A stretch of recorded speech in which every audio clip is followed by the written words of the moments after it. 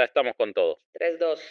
De Culiacán a Buenos Aires hay 8.330 kilómetros de distancia. A México y Argentina nos separan al menos 6 países, sin contar, lo hemos dicho, Uruguay. Esta mexicana y este argentino somos diferentes en un montón de cosas, pero hay algo que nos une durísimo. Los dos creemos que todo lo que sale de nuestra boca merece ser escuchado. Y por eso estamos hoy aquí, para contarles de los héroes, las heroínas y los personajes populares a 8.000 kilómetros de distancia. Hola, ¿qué tal? Yo soy Carolina Hernández. Y yo soy Vasco, acá con Diego Armando Cuadradona, que me está acompañando como Cuadradona. siempre.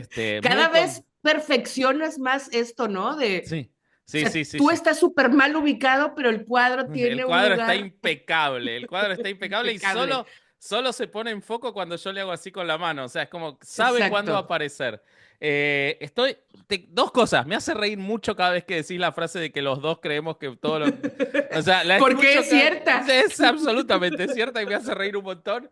Y estoy re contento en particular con el episodio de hoy y estoy muy agradecido al Ujú. público por el éxito que tuvo el episodio de Elena Garro en audio Es y que en estuvo video. muy hermoso. La gente, o sea, levantó con respecto a episodios anteriores las visualizaciones, algo que en general no pasa con contenidos. Tuvo mucha más repercusión, mensajes hermosos, mucha gente diciendo de acá de Sudamérica no conocía a Elena Garro y de México mucha gente diciendo no No conocía a, conocen a a Alejandra. Alejandra Pizarnik. Así que feliz con la repercusión de ese episodio. Estuvo, sí, sí, a mí también me llegaron muchos comentarios de ese en particular. Creo que ese y el de Chalino son los que más me han Sí. comentado a mí, como que son personajes que tienen todo un halo ahí alrededor y justo era lo mismo, es como voy a leer a Alejandra o voy a leer, me dieron ganas de leer a Elena, eso que, Sí, está, que además está bien hermoso, porque justo es algo que lo que queremos, ¿no? Que es como que te totalmente. involucren, que se involucren y que les dé esta curiosidad. Pero este en particular me regusta porque es muy, muy personal. O sea, nos tocó ahora Fernando Valenzuela y Diego Armando Maradona. Y creo que va a ser el de lo más distinto porque no tienen tantas cosas en común Fernando y Diego, porque eran personajes muy, muy distintos. O sea, es su personalidad muy distinta, pero siempre nos llevamos Sí, grandes yo creo sorpresas que a la algunas hora. cositas vamos a encontrar. En ¿Sí? particular con mi punto de Maradona, yo además tengo una deuda pendiente mía, no lo hicimos por eso, pero me surge mientras estudio, que es que cuando en Herejes hicimos el episodio de la iglesia maradoniana, o sea, la idea era Ujú. contar el porqué de la adoración, mucha gente reclamó por qué no se hablaba más de los claroscuros de la figura, y no se lo habló en el episodio porque no era sobre Maradona, sino sobre lo que despertó él después. Ya. Entonces creo que acá se va a subsanar y es un lindo complemento el poder hablar de esos enormes claroscuros que tuvo Maradona. Así que me tiene muy contento. Me tuneé para la ocasión con una Sí, camiseta vi que te del 10 de tuneaste. Argentina, pero vamos a ver Debí con el... haberme puesto Yo mi gorra de esperaba, los yo Dodgers. pensé que iba a ser ese, yo ni te No lo lo pregunté pensé, porque lo fíjate. di por sentado. Voy a traer mi gorra de los Dodgers. Ok, corte Espérense. acá y Fernando, volverá corte. mágicamente. Claro, por eso vos te pusiste tu gorra de los Dodgers también para el Por eso me episodio. la puse, ¿Siempre porque la lo tenía tuviste? todo planeadísimo. Claro, Y claro, dije, muy ¿sabes bien. qué? Si voy a hablar, lo lógico es que traiga la gorra de los Dodgers, que además es la gorra cerrada, original, como corresponde. Eso, pero no sé nada Este, de Fernando Valenzuela, salvo las cosas que sí sé, pero voy a hacer como que no sé nada. No sé nada de béisbol, así que quiero que me desasnes, por Yo favor. me fui bien raro y ahorita lo van a ver. Agarró, yo siempre lo he dicho, la escritura y es lo más hippie que digo, pero la escritura te dice para dónde. Y me llevó a Totalmente. un lugar bien curioso, me llevó a un lugar que no pensé que iba a ir para allá. Entonces, empiezo. El 9 de abril de 1981, el pitcher zurdo Jerry Royce estaba listo para lanzar la primera bola en el juego inaugural de la temporada de Grandes Ligas. Su equipo, los Dodgers de Los Ángeles, se medían a los Astros de Houston. Sin embargo, la vida tenía otros planes. El jugador de los Dodgers se lastimó la pantorrilla izquierda y esa lesión lo dejó fuera de acción temporalmente. En su lugar, el manager del equipo, Angelino Tom La Sorda, decidió meter a un regordete muchacho de 20 años que apenas había sido firmado con el equipo la temporada pasada.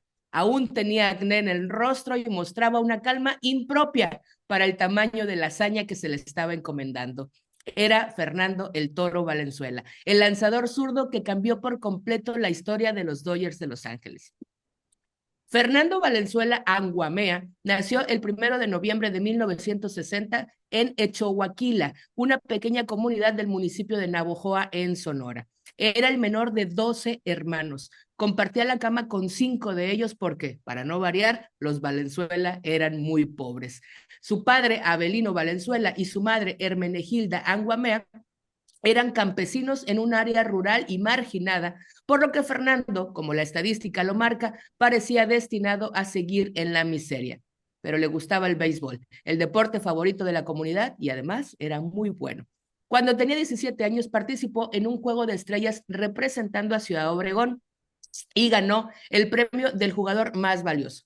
Luego fue contratado como jugador profesional con los Mayos de Navojoa en la Liga Mexicana del Pacífico. En 1979, Fernando firmó con Los Ángeles, pero de Puebla, y poco después fue enviado a préstamo a los Leones de Yucatán, donde ganó el título de novato del año. En esas fechas, el cazatalento de los Dodgers, Mike Brito, había visitado México para escautear al parador en corto veracruzano Ali Uscanga, quien jugaba con los Cafeteros de Córdoba. Pero para mala suerte de Ali, el día que Mike Brito fue a verlo, Valenzuela se paró enfrente a pichar. Le tiró 3 bolas que fueron 3 strike y Ali se fue por la ruta de la vergüenza.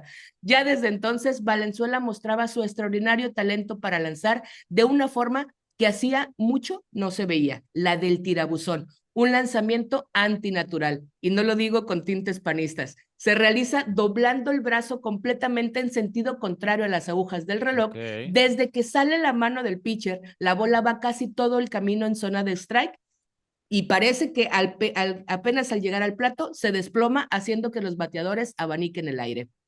De hecho, ese lanzamiento actualmente se considera casi prohibido porque puede lesionar el codo de los lanzadores. Ok. Olvidé todo acerca del shortstop y me dediqué el resto del juego a evaluar el desempeño de ese pitcher zurdo, recordó alguna vez Brito. Dodgers apostó por el pitcher zurdo y compró su contrato con la liga el 6 de julio de 1979 por $120,000. Un cronista de Los Ángeles describió al jugador de una manera muy precisa. No tira duro, pero su mecánica es suave y tiene una curva devastadora. Y sí la tenía. Claro, era Cuando imposible de Valencia detectar. no había forma, pero además eso, voy a hacer aquí el comentario, ¿verdad? El tirabuzón va así y cae. Es antinatural, por eso lo dicen, porque cae, entonces el bateador todo el tiempo está esperando pegarle y abanica el aire. Pero bueno, cuando Valenzuela llegó a los Dodgers, el equipo estaba lejos de ser el favorito de los mexicanos en Los Ángeles. De hecho, eran un poco odiados. Resulta que en 1958 los Dodgers habían dejado Brooklyn para mudarse a Los Ángeles. El propietario del equipo, Walter O'Malley, que fue justo el que contrató a Jackie Robinson, el primer jugador afroamericano en Grandes Ligas, O'Malley instaló a la novena de Brooklyn en un terreno que era el hogar de cientos de familias mexicanas que vivían en comunidades llamadas Palo Verde, La Loma y Bishop. O'Malley decidió que ese era el terreno perfecto para levantar un estadio y también decidió que para hacerlo había que realizar desalojos policiales de todos los mexicanos que vivían en la zona. 1,800 familias perdieron su hogar en lo que se llamó la Batalla de Chávez Rabín, pues ese era el nombre de la zona que comprendía los 3 barrios marginales e improvisados. Migrantes, en su mayoría mexicanos, se habían instalado ahí hace años en el descampado aledaño a una vieja hacienda colonial que había sido usado para confinar a los enfermos de la peste. Luego, en 1951, el gobierno de Los Ángeles había lanzado un proyecto de vivienda social digna para esa zona con un diseño parecido a los monoblocks soviéticos. Sin embargo, con los años el lugar se había convertido en un problema para el gobierno debido a la guerra de pandillas, por lo que la estrategia cambió y comenzaron a comprar terrenos sobornando, indemnizando, decían ellos, a algunos habitantes. El nuevo estadio de los Dodgers fue inaugurado por la fuerza en 1962. En 1965 los mexicanos ya eran el 33% de la población angelina y durante las siguientes décadas del equipo de Los Ángeles no solo no eran sus fans y no iban al estadio, sino que procuraban boicotearlo. El lema Remember Chávez Revive se leía en pancartas hasta bien entrados los años 60, en protesta por el violento desalojo. Y es que ese terreno debajo de ese estadio alguna vez fue suyo. Así, 15 años pasaron de los Dodgers sin que pudieran levantar un trofeo de campeones y se dice que era por la maldición de los mexicanos. En ese contexto llegó el Toro, ese mocoso regordete que no hablaba inglés y que estaba destinado no a la miseria que le aseguraba la estadística, sino a la reconquista de un territorio usurpado. En 1979 los Dodgers de Los Ángeles lo firmaron y en 1980 hizo su debut en las grandes ligas. Sin embargo, en 1981 fue cuando Valenzuela se convirtió en una sensación mundial, comenzando ese 9 de abril cuando Jerry Rose se lesionó la pantorrilla derecha y el Toro inició la reivindicación de una comunidad replegada a macanazos y reclamó el sitio con el más americano de los deportes. Fernando Valenzuela fue pues el abridor de los Dodgers de Los Ángeles en contra de los Astros de Houston. El chamaco elevó los ojos al cielo 103 veces en 103 lanzamientos para completar una blanqueada de solo 2 hits. Lanzó un juego completo, el primero de 5 seguidos, en los cuales tiró 4 blanqueadas, permitiendo solo una carrera. La Wow. afición se volvió loca. La primera vez que visitó Nueva York, la ciudad de los Dodgers, que habían abandonado en 1958, los derrotó 1-0. El comentarista de aquel partido dijo, esto es irreal, esto no lo ha logrado ni Rocky Balboa. Esa temporada terminó con la serie mundial que más veces se ha repetido en la Liga Profesional de Béisbol. Dodgers contra los Yankees. En el juego 3, Valenzuela consumó la remontada de su equipo con un juego completo más. Las imágenes del final de ese juego pintan de cuerpo completo a Valenzuela. Cuando cae el último out, todos los jugadores saltan, gritan y corren a abrazarlo, mientras el Toro camina lento, casi sin expresión. Valenzuela es la esencia misma del béisbol, ese deporte letárgico que da tiempo para la contemplación, ese que es todo menos desbocado. Ese mismo año, Valenzuela hizo historia al ser el primer jugador en ganar el premio al novato del año y el Cy Young en la misma temporada. Hasta ahora es el único jugador que ha logrado esos dos reconocimientos en la misma temporada. A los 20 años, Valenzuela no solo se convirtió en el mejor lanzador de la liga, sino en el representante de toda una comunidad ansiosa por la reivindicación de su origen. Así comenzó la Fernandomanía, aludiendo a la Beatlemanía, debido a la efervescencia que causaba el Toro de Chihuahua. En su turno, en el estadio lo recibía con una balada pop del grupo ABBA, que llevaba su nombre, Fernando. Y sí, había algo en el aire cuando Fernando salía al campo. Durante la Fernandomanía, la asistencia a los estadios aumentaba significativamente cada vez que Valenzuela estaba programado para lanzar y logró que los mexicanos comenzaran a ir al estadio levantados sobre las ruinas de sus abuelos. A lo largo de su carrera de 17 años en las grandes ligas, Valenzuela fue seleccionado 6 veces para el Juego de Estrellas y acumuló un récord de 173 victorias y 153 derrotas con una efectividad de 3.54, que para quien no sabe del béisbol es una gran efectividad. El tirabuzón se convirtió en su sello distintivo, pero también en su desgracia. La exigencia de sus lanzamientos y la sobrecarga de trabajo que le impuso el manager de los Dodgers, Tommy Lasorda, acabaron pronto con su carrera. Pero más allá de sus logros en el campo, Valenzuela rompió barreras culturales y se convirtió en un símbolo de orgullo para los mexicanos y los mexicoamericanos. Su impacto trascendió el béisbol, inspirando a generaciones y fortaleciendo la presencia latina en el rey de los reportes. El número 34 de Valenzuela fue retirado por los Dodgers en 2023, un honor reservado para los jugadores más emblemáticos de la franquicia. Fernando Valenzuela falleció el 2 de octubre de 2024 en Los Ángeles, California, a los 63 años, pero su legado perdura, pues el Toro logró lo que parecía imposible, la reconquista de los despojados de Chávez Rabín. Muy Listo. bien, muy bien. Algunas cosas para los que no sabemos nada de béisbol. ¿Qué es el Cy Young que dijiste? Ah, es el premio al mejor jugador de la temporada. Ah, ok, Y perfecto. el otro es el novato del año. Sí, sí, Entonces, sí, por el eso otro es. es improbable que ganen en la misma temporada, porque pues ya te ganaste el del novato, ¿no? Murió Entonces, de eso es. cirrosis, ¿no? Por lo que yo había leído. ¿Tenía problemas con Dicen, el alcohol? tenía problemas hepáticos, hubo medio, como que medio, no disfrazaron, pero hubo mucha polémica en la muerte. Dijeron que no, que había sido una cuestión hepática aparte, dijeron que había sido por cirrosis, como que trataron de mantener muy eh, en el misterio la enfermedad, pero sí, o sea, al final de cuentas, en los últimos años, el problema con Valenzuela fue que justo ese lanzamiento lo agotó tan rápido que su carrera no fue tan larga. Entonces los números, aunque son impresionantes, no son los suficientes en cuestión del tiempo en que jugó, ¿no? Entonces Claro. terminó jugando ya en equipos de la Liga Mexicana o en la Liga del Pacífico, pero al final de cuentas la carrera fue corta. Dicen, y es algo que se comenta mucho, sobre la sobreexplotación, como era el mexicano, y obviamente les estaba funcionando muy bien ese mexicano en los Dodgers porque estaba trayendo a la gente mexicana que no había ido al estadio y que se estaban apropiando, digamos, de un equipo, lo sobrecargaban un montón y hay todavía mucho debate sobre si Tom La Sorda lo hizo, lo reventó poniéndolo Claro, demasiadas veces, porque lo que decían es que querían, así como hizo de Jackie Robinson, que fuera un ícono, querían que Valenzuela, o sea, fuera un ícono para los mexicanos, o sea, si era un producto de consumo para el equipo, que lo lograron, por supuesto, porque era la locura, pero a costa de su salud y la sobrecarga.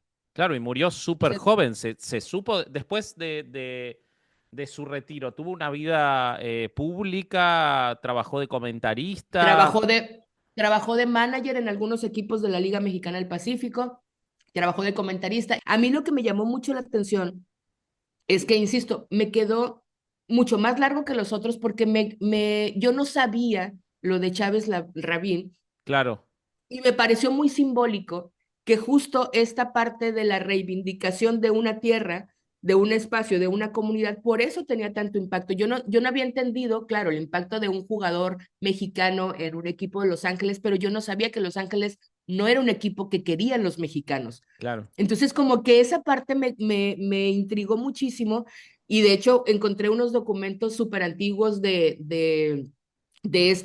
esta comunidad y de cómo fueron desalojados, de todo lo que pasó en el Inter, es decir, de que son desalojados hasta los 70s, seguían habiendo luchas alrededor todavía hace Mirá, qué poco. interesante. La gente de esa comunidad estaba exigiéndole a los Dodgers que les reembolsaran, o sea, ¿cómo se dice cuando Sí, que los que les indemnizasen. indemnizaran, que les indemnizaran porque ese terreno fue conseguido de manera ilegal, a Qué despojo, locura. pues. Sí, sí, sí, Entonces sí. eso me llevó muy, muy para otro lado, Y, pero me y encantó la mirá, idea. lo del equipo, vos decías pocos puntos en común, yo ya encontré varios y seguro en mi relato vas a encontrar ¿Sí? más. Cuando Maradona se va al Napoli, el Napoli era el equipo, un equipo de mierda porque los italianos siempre odiaron al sur y para los italianos del norte, el sur de Italia es África y el Napoli era un equipo que apenas había ascendido, que jamás había ganado nada, que nadie lo quería, que era la vergüenza de los napolitanos, y con Maradona se vuelve la gloria. O sea que ahí ya le Mm, encuentro un punto en común. un punto. Por supuesto, el nacimiento en la más absoluta pobreza, ahora te lo voy a contar, pero una anécdota sobre el lugar donde nació Maradona es tan pobre que aún al día de hoy, y siendo que todos los lugares donde estuvo Maradona son museos, no se recomienda visitar la primera casa de Maradona por el peligro que implica la zona en la que él nació, en Villa Fiorito. O Ahora. sea, sigue siendo un lugar extremadamente pobre. Maradona contó, por ejemplo, que ellos eran 6 hermanos, 3 varones y 3 mujeres. Él los terminó manteniendo a todos, pero que la madre muchas veces decía que le dolía la panza para no comer porque no alcanzaba la comida para que comieran él y los hermanos. No, no, Entonces, no. era un lugar, yo tengo un amigo que tiene su fábrica cerca de Villa Fiorito, donde nació Maradona, y me dice, una sola vez me animé a ir y me dijeron que me vaya por lo peligroso que es ir al lugar donde nació. O sea que imagínate la pobreza en la que nació Maradona. Así que ahí también le veo Ahí. un punto en común. La precocidad, o sea, Maradona fue en su momento el jugador más joven en debutar en el fútbol Ujú. argentino, y se volvió una estrella inmediata, o sea que también está ese punto en común. Y la muerte a los apenas 60 años con Muy problemas con el jóvenes. alcohol también está en común en los dos. O sea, ese desgastar a los ídolos. Por supuesto, la vida de Maradona Ese. tiene muchísima más oscuridad y ahora la vamos a contar, pero para que veas que siempre hay más puntos en común de los que esperamos. Eso me Eh, gusta sí, sí, sí. Te porque voy a contar. sostiene la idea. Sí, sí, sí, no, no hay programa. Todo el mundo ve lo que es la hinchada de Boca y los argentinos. La pasión que tienen por el fútbol y la pasión que, gracias a Dios, tienen por un número 10 que alguna vez les arrancó una sonrisa. Yo, la verdad, no sé con qué pagarles. Traté de ser feliz jugando al fútbol y hacerlos felices a todos ustedes. Creo que lo logré y la verdad que hoy no me lo esperaba. Es demasiado para una persona, para un jugador de fútbol. Se los agradezco con el corazón. Esperé tanto este partido y ya se terminó. Ojalá no se termine nunca este amor que siento por el fútbol y que no termine nunca esta fiesta, que no termine nunca el amor que me tienen. Les agradezco en nombre de mis hijos, de mis hijas, de mi vieja, de mi viejo y de todos los jugadores de fútbol del mundo. El fútbol es el deporte más lindo y más sano del mundo. Eso no le quepa la menor duda a nadie, porque se equivoque uno no tiene que pagar el fútbol. Yo me equivoqué y pagué, pero la pelota no se mancha. Ese fue el discurso que está grabado en el corazón de muchos argentinos de La pelota Maradona no se al mancha. despedirse. Exactamente, la pelota no se mancha. Ese discurso fue el que él dio en el último partido que jugó para Boca, y en el cual él habla del reconocimiento de todos los errores que cometió y que seguiría cometiendo en los años posteriores. Maradona nació, según consta en el registro civil, el día 30 de octubre de 1960 en Lanús, aunque todos lo identifican como Pelusa o el Diego de Villa Fiorito, ese barrio tan desplazado y tan carenciado aún hoy del partido de Lanús, donde sus padres, viniendo de Corrientes, una provincia del litoral, se asentaron para criar a él y a sus dos hermanos y tres hermanas. Un lugar, como les decía, al borde de un riacho, de casillas de cartón y chapa, en el cual la vida era una lotería de cómo te iba a tocar. Un lugar que él, pese a todos los cambios y a toda la riqueza enorme que juntó en su vida y al rodearse de la mayor fama, nunca olvidó y siempre mencionaba. Ahí transcurrió su infancia y desde ahí saltó a la fama. Desde muy, muy, muy chiquitito ya se le veían unas características increíbles para jugar al fútbol y a los 9 años lo llevan a jugar a un equipo llamado Los Cebollitas. Don Diego, su papá, Diego al que él siempre mencionaba, manejaba el alquiler de una canchita de fútbol de barrio y dirigía al equipo Estrella Roja, en el que él empezó a jugar antes de ser convocado. Estudió en el Colegio Comercial de Avellaneda, pero solamente llegó a primer año de secundario, es decir, a los 13 años dejó el fútbol porque se la pasaba a veces cobrando, haciendo malabares, jueguito le decimos los argentinos, con la pelota. A los 15 años, 10 días antes de cumplir los 16, es contratado por Argentino Juniors, un equipo que siempre ha tenido la característica de ser muy de barrio, muy pequeño, pero de llevar adelante la crianza y la educación de grandes, grandes futbolistas. Tanto es así que Argentinos Juniors, años después y ya sin Maradona, llegó a ser campeón de la Copa Libertadores de América, probablemente el equipo más chico que ha sido campeón de la Libertadores de América, y perdió la final intercontinental por un gol apenas con un Platini increíble en su mejor momento en la Juventus, que cuando terminó destacó las características de los jugadores de Argentinos Juniors. Pero en ese Argentinos Juniors es en el que se crió en su primera división Maradona. En 1976, antes de apenas cumplidos los 16 años, debuta en primera división y juega allí hasta 1980, no consigue ningún campeonato, pero se vuelve un equipo mítico. Tenían que alquilar estadios más grandes para jugar porque se agotaban las entradas para ver a Maradona. La gente se colgaba de árboles para poder ver jugar a ese chico Maradona. Y tanto es así que es muy gracioso el mito de que si toda la gente que dice que vio jugar a Maradona en Argentinos Juniors fuera real, no entrarían en la Argentina, ¿no? Porque siempre está ese argentino que te dice, yo lo vi jugar, claro, es imposible, pero todos quieren colgarse esa medalla. Maradona, pese a que no ganó ningún campeonato, fue el máximo goleador, sin ser el gol su característica principal, de los torneos 78 cuando tenía 17, 79 cuando cumplió los 18 y 80. 3 años seguidos goleador del fútbol argentino en un equipo que no salía campeón.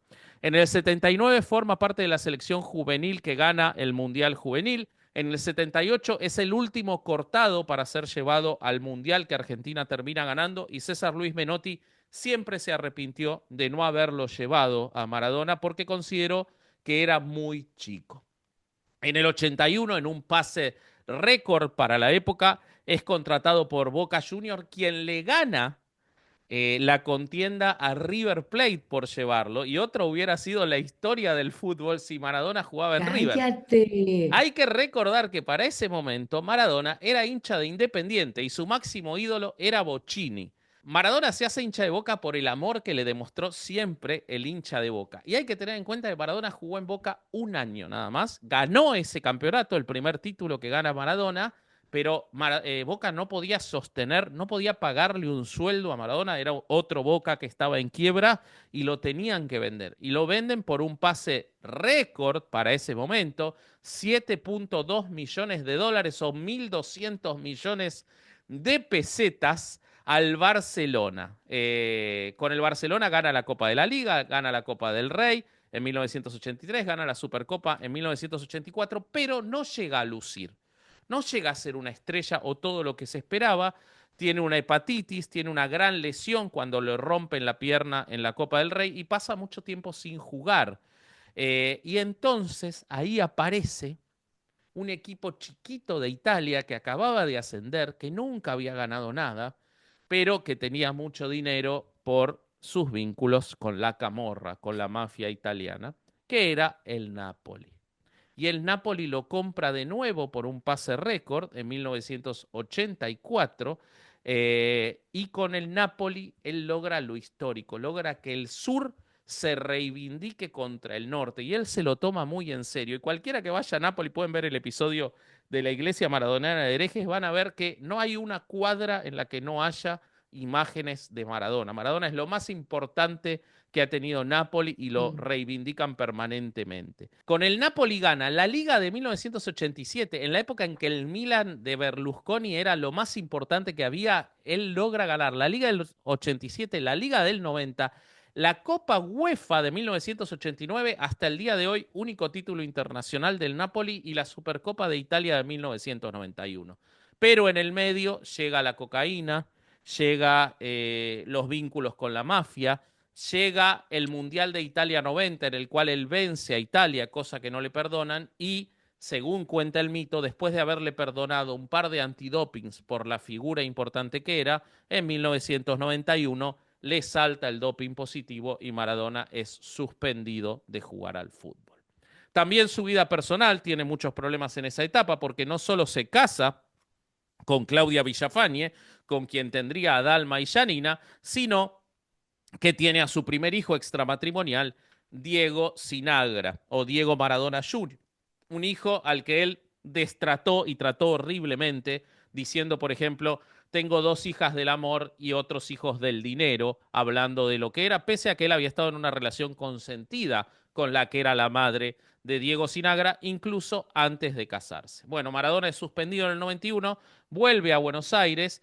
La suspensión es por 15 meses por consumo de cocaína, y en Buenos Aires enseguida es detenido por la policía en una redada policial, en la cual también le encuentran cocaína. El 28 de abril de 1992, después de pasar unas semanas en la cárcel, queda en libertad y tiene que afrontar una acusación de suministro y tenencia de drogas. En ese mismo momento también tiene varios problemas personales muy graves, entre otros.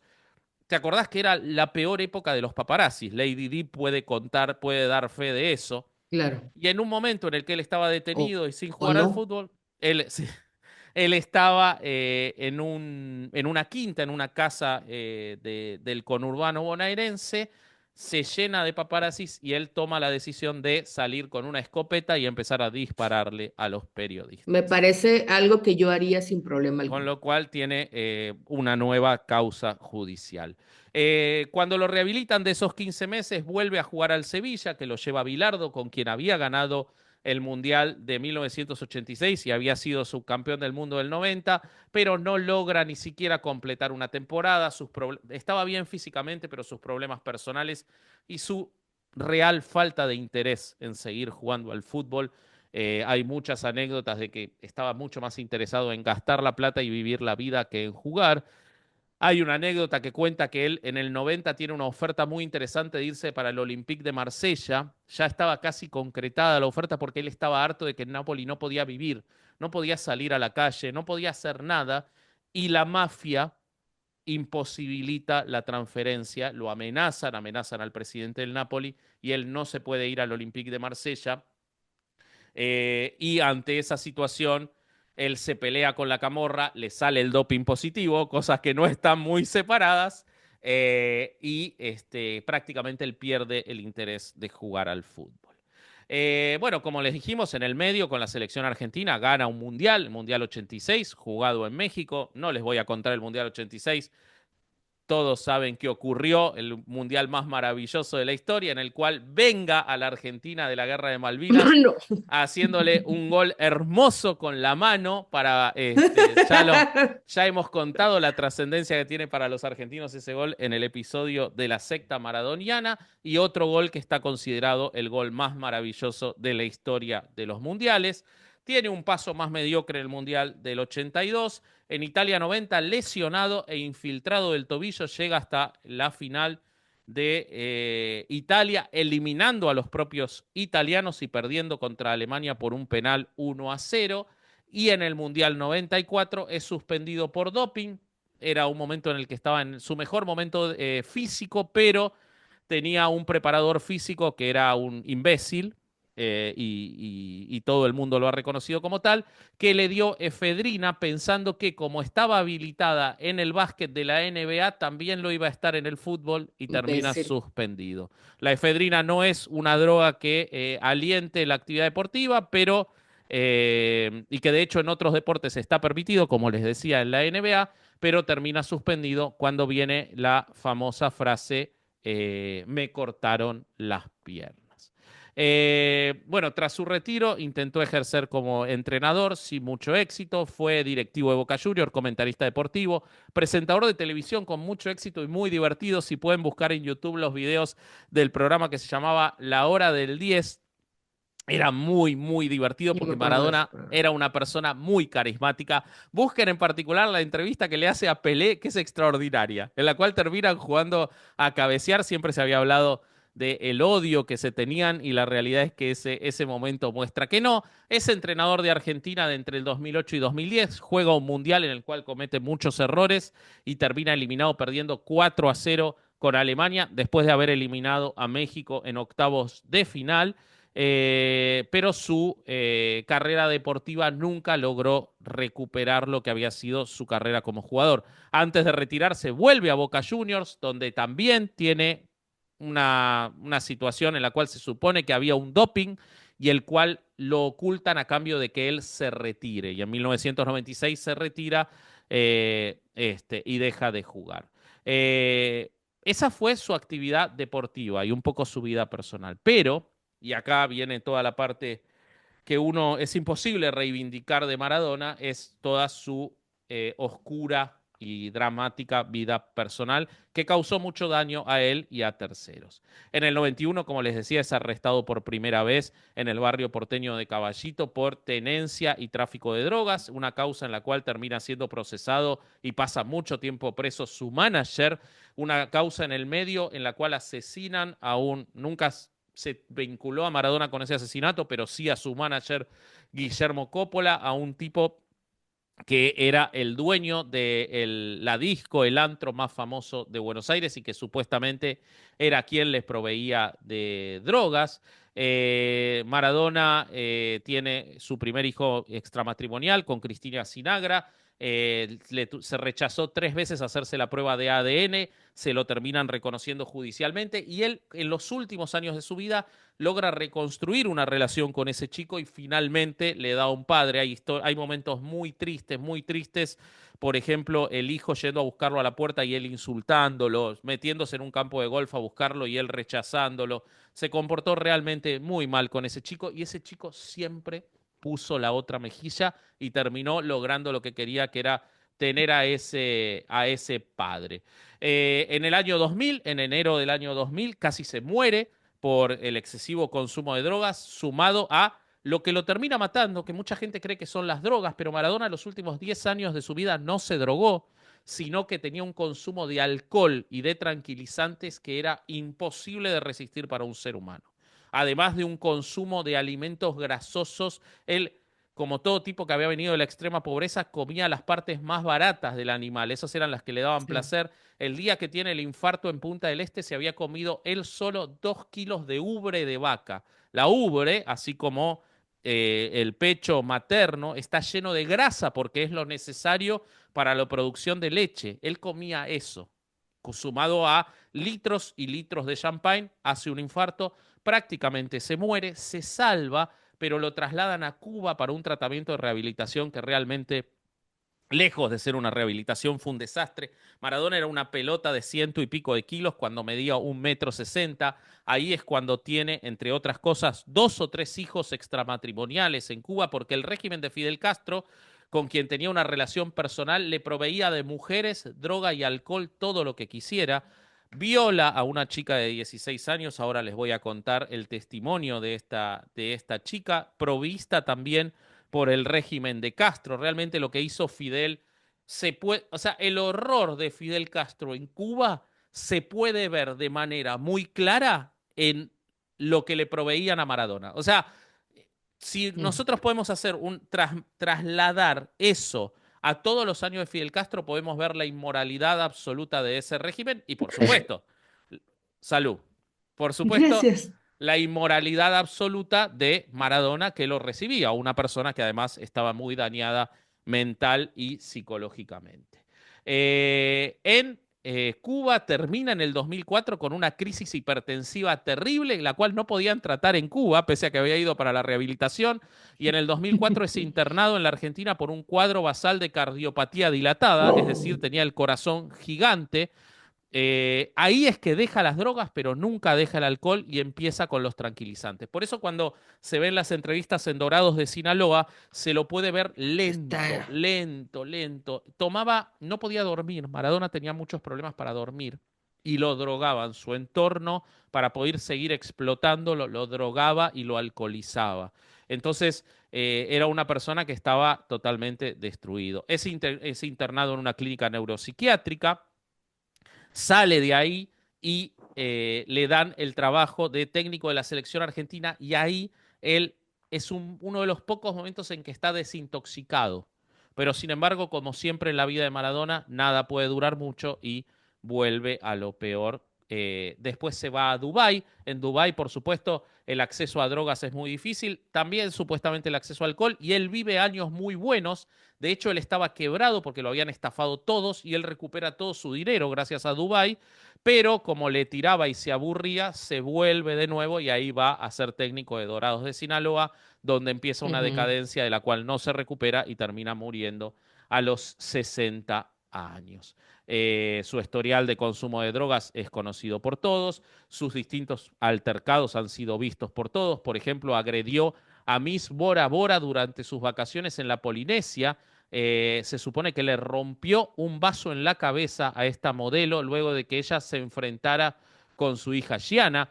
En el 2009 agredió a otro periodista, hecho por el cual fue suspendido por la FIFA durante 2 meses. En el 2011 agredió a un aficionado en Dubái, al cual le propinó una patada en la mano después de que el fan se metiese en una fotografía que Maradona se estaba haciendo con una pancarta en su apoyo. Fue denunciado por violencia por su última pareja, Rocío Oliva, en 2014. En 2017 siguieron siendo pareja y tuvieron una fuerte discusión en un hotel de Madrid que acabó con la intervención policíaca, pese a que ninguno de los dos luego presentó cargos. Eh, en Italia tuvo que pagar una fianza de $20.000 y someterse a rehabilitación por drogas. Luego no pudo volver nunca más a Italia porque debía 40 millones de euros en impuestos. Él siempre dijo que lo habían estafado, pero la realidad es que nunca lo pagó. Le secuestraron relojes, camiseta de fútbol, todo lo que pudieron, pero nunca volvió. Es decir, su vida siempre fue muy, muy oscura cuando se lo sacaba de su actividad deportiva y de su carisma, ¿no? Si se quiere ver. Fue una persona con opiniones políticas muy polémicas. Estuvo con Alfonsín en el balcón de la Casa Rosada y siempre habló bien, pero también fue muy amigo de Menem, fue muy amigo de Fidel Castro, fue íntimo amigo de Chávez, se tatuó al Che Guevara, fue amigo de Nicolás Maduro, pero a la vez era amigo de políticos de derecha, como por ejemplo líderes en Dubái, en los Emiratos Árabes o en Uzbekistán y países similares. Participó de la cumbre de la contracumbre de las Américas del 2005, cuando en Argentina en el 2005 se hace la cumbre de las Américas y vienen entre otros George Bush. Néstor Kirchner y Hugo Chávez organizan una contracumbre para hablar, tirarle mierda a los norteamericanos, cosa que Bush nunca le perdonó, y él participa, Maradona, en esa contracumbre junto con Chávez y otros dirigentes de izquierda. Fue súper aliado de Cristina Fernández de Kirchner y como les decía, en los últimos años hasta le hizo regalos y trabajó, cosa que para mí es imperdonable, para Nicolás Maduro haciendo un programa deportivo en la televisión pública venezolana. Además, tuvo a sus dos hijas con su primera mujer, a Diego Sinagra, cual no reconoció, tuvo a Diego Fernando con su segunda pareja, Verónica Ojeda, al cual reconoció, pero lo abandonó de pequeño mientras estaba embarazada para ponerse de novio con Rocío Oliva, prácticamente no vio a ese nene chiquito. Tuvo otra hija, la cual tuvo que reconocer por ADN, llamada Hannah, con la cual una vez que la reconoció y en sus últimos años también tuvo relación, pero él usaba esas relaciones con Diego Jr. y con Hannah para pelearse con sus dos hijas, porque cuando se divorcia de su primer mujer, las hijas toman el bando de la madre. Entonces, si bien los reconoció, los utilizaba como peones en sus peleas internas, poniendo en contra a los distintos hermanos. Se supone que tuvo con dos mujeres más en Cuba, hijas llamadas Joana y Lu, y también a Javielito, y se estaría esperando la confirmación de otro más llamado Harold. Es decir, podría haber tenido hasta 4 hijos más en Cuba. Tuvo otro hijo más al cual no reconoció en La Plata, llamado Santiago, con Natalia Garat, quien falleció cuando el nene tenía 3 años y que habría tenido una relación con Maradona en el 2001.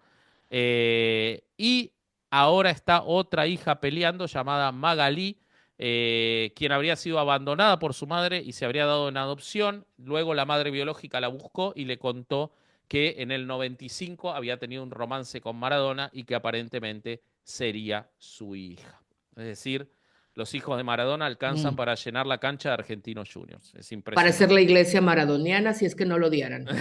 Finalmente, y este es un testimonio terrible que ya se los adelanté, Mavis Álvarez, quien en muchos videos en Cuba se la veía como una chica rubia muy bonita que acompañaba a Maradona, declaró que fue la novia, entre comillas, de Maradona en Cuba y relató datos sensibles sobre los que vivió con él. Tenía ella entre 16 y 17 años, fue presentada por Fidel Castro en persona a Maradona y entre otras cosas contó, Maradona en una ocasión me tapó la boca para que yo no gritara, para que no dijera nada y abusó de mí. Recordó que detrás de la puerta estaba la madre que lloraba pidiendo que liberen a la hija. Ella se presentó en Buenos Aires y contó que en Cuba le realizaban cualquier capricho a Maradona, y por esto quiero decir cualquiera, legal Cualquiera. o ilegal, y que Maradona hacía lo que quería con ella. La historia de Maradona la quise terminar con esto porque, a diferencia de lo que conté en el episodio de la Iglesia Maradonana, en el cual reivindiqué lo que su figura pública representó para los argentinos y lo importante que es y lo bueno que fue su figura pública para reivindicar a Argentina en un momento terrible como fue el final de la Guerra de Malvinas, su vida privada, de la cual él no estaba orgulloso, pero tampoco nunca dejó de hacerlo, demuestra la fragilidad que puede tener una persona que nace en esas condiciones y que es llevada al lugar de ídolo absoluto sin contemplaciones y al que se le perdona todo. Es muy difícil que una historia así pueda terminar bien y la de él terminó muy mal, muriendo por el destrato del entorno que él eligió, que no eran sus hijas, que no era la gente que la quería, sino la gente que le decía que Utilizaba, era el ¿no? mejor mientras le sacaba su dinero y lo obligaba a una gira muy vergonzosa que fue su último año, pasando de estadio en estadio mientras era técnico, todo el mundo sabe que ya no podía dirigir nada, de Gimnasia Esgrima de La Plata, y lo tenían a tranquilizantes y alcohol para que no molestara mientras ellos hacían lo que querían, y así terminó muriendo. Diego Armando Maradona a los 60 años. Fíjate cómo la explotación, ¿no? Varias cosas, nada más quiero regresar un poco a lo de la muerte de Valenzuela fue de esteatohepatitis, pero es esteatohepatitis no alcohólica, es decir, Ok, está relacionada con el hígado graso, pero no con el consumo de alcohol, aunque sí provoca los mismos síntomas de que si un paciente fuera bebedor y sí, padecía otra enfermedad que no la puedo pronunciar, que es un padecimiento degenerativo que afecta el cerebro y las funciones cognitivas. wow, Entonces, fueron muy herméticos, por eso la familia, como que uno decía, pero creo que aquí en las similitudes me llama la atención sí la explotación. Los dos fueron ídolos que fueron utilizados por la gente a su alrededor, aprovechando tanto ese carisma como esa reivindicación que podían hacer tanto para la Argentina como para el Napoli o como para Los Ángeles o para los mexicanos, pero como la gente alrededor se benefició de ellos hasta el exceso, sin importarles, viéndolos como un producto, que al final de cuentas era lo que fueron los dos, tanto Valenzuela como Maradona, un producto de la mercadotecnia y de los intereses de otros, ¿no? sí, Que los excesos, y con Maradona a mí me pasa algo que creo que es donde más fácil lo puedo explicar, el sí y además, o sea, se pueden ser ambas cosas, se sí. puede ser este ídolo que reivindica, que une, que emociona, y se puede ser a la vez una persona horrible que tiene una vida de desastres, que tiene consecuencia de otras cosas, pero que nunca se hace responsable de esas otras cosas, ¿no? Entonces, creo que yo me acuerdo de Maradona cuando fue a Sinaloa, yo estaba muy molesta por el estigma que ya tiene Sinaloa y que se le sumaba teniendo a Maradona ahí. Para mí era como doble estigma, pues tienes a un estado que ha sido muy señalado por, obviamente y con justa razón, por el manejo y el tráfico de drogas y el poder del crimen organizado allá, pero me parecía de que, ajá, ¿y por qué traes a una persona que justo está tan vinculada con eso? Porque eso potencia este estigma, ¿no? Y me molestaba muchísimo su presencia en Dorados de Culiacán. Sin embargo, hizo un muy buen trabajo en los Dorados de Culiacán. Viéndolo estrictamente como director técnico, lo llevó a 2 finales seguidas. O sea, él su trabajo, el trabajo para el que lo contrataron fue positivo. Te diría que es un intermedio de momento positivo de Maradona en muchos Ujú. años muy negativos. Y yo te diría algo más. No puedo probarlo esto, por supuesto, porque es contrafáctico, pero yo siempre estuve convencido de que si Maradona se hubiera quedado en México no se moría, porque estaba más Mm. lejos de lo peor de su entorno, estaba lejos de las peleas familiares. Él estaba contento en México. Yo estoy convencido de que él podría haber seguido viviendo si seguía en México, pero bueno, es contrafáctico, ¿no? Pero sí, pero me gustó esta reivindicación en los dos, me gustó el asunto de la explotación y de cómo se convierten en ídolos a pesar de ellos, incluso la Sí, juventud con la que empezaron, o sea, a destacar y cómo en el caso de Valenzuela, que no se fue a este extremo, pero porque como que no se daba cuenta, el carácter de Valenzuela siempre fue muy, y eso lo comentaban siempre, ¿no? Parecía que no se daba cuenta del impacto que mira estaba vos, teniendo. mira vos. Era como un tipo que no lo veía así. Yo quiero proponer públicamente, porque me quedé con ganas ahora que escuché tu relato, para Patreon, para los que están escuchándonos y están suscritos en Patreon, voy a hacer la parte más personal de Valenzuela, como un seguimiento de este, y lo vamos a subir Me a encantó. Patreon Me encantó, sí, para porque darle, yo porque me me quedé fui con mucho a ganas lo de eso. otro. Sí, yo me quedé con ganas de Sí, eso en la parte personal. Sí, sí, me quedé un poquito con ganas de sí, eso. Así que me tiene encanta. razón. Ahora que escuché Maradona, dije, claro, yo me sorprendió tanto este asunto de Chávez Rabín que me Claro. quedé ahí. Entonces, No, pero me esta es encanta. Sí, sí, una vamos para eso. propuesta y ahí lo subimos al Patreon. Dale, perfecto, perfecto. Bueno, entonces Entonces, terminamos. Recuerden, están acá, tenemos Patreons que nos están mirando. Había otros que se conectaron y se fueron, entraron y salieron.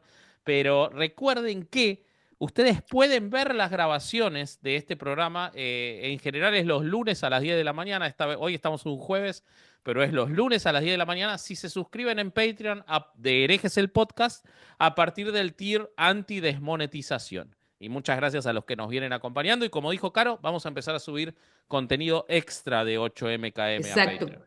Sí. Cosas que nos queden pendientes, que nos queden en el tintero, lo vamos a empezar a subir ahí, porque sí quiero que conozcan más de Valenzuela y su vida personal. Y si les parece, nos vamos entonces y nos vemos pronto cuando completemos de nuevo estos 8,000 kilómetros con nuevas historias que demuestran que en el fondo no somos tan distintos, no solo como pensamos, sino como queremos ser. Nos vemos pronto. Adiós.